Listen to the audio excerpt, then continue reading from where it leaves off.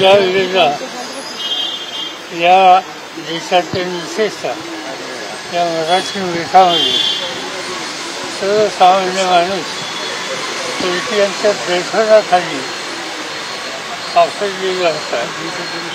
स्वत्व आहे का नाही अशा प्रकारची स्थिती निर्माण झाली होती. आणि या काळामध्ये त्यांच्यामध्ये सत्व जागे करून त्यांना पुन्हा उभं करण्याच्या संबंधीच्या ऐतिहासिक कामगिरी शिवछत्रपतींनी केली.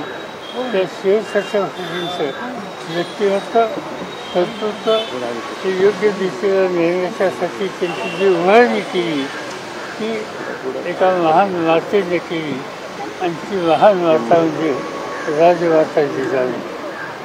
जीवनामध्ये तुमची माणसं घडवली जातात ते कर्तृत्व मातेच्या संस्कारामधून.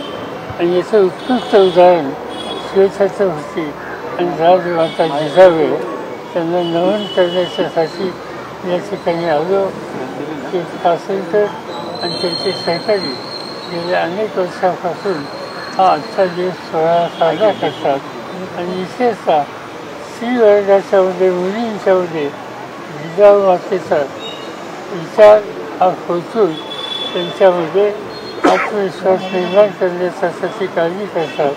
त्यांचं मी अभिनंदन करतो. जिजाऊ मातेच्या समोर नतमस्तक होतो. आणि तर राजमाता जिजाऊ यांच्या जयंतीनिमित्तानं पुण्याच्या लाल महाल इथून आता शरद पवार हे माध्यमांशी बोलत होते.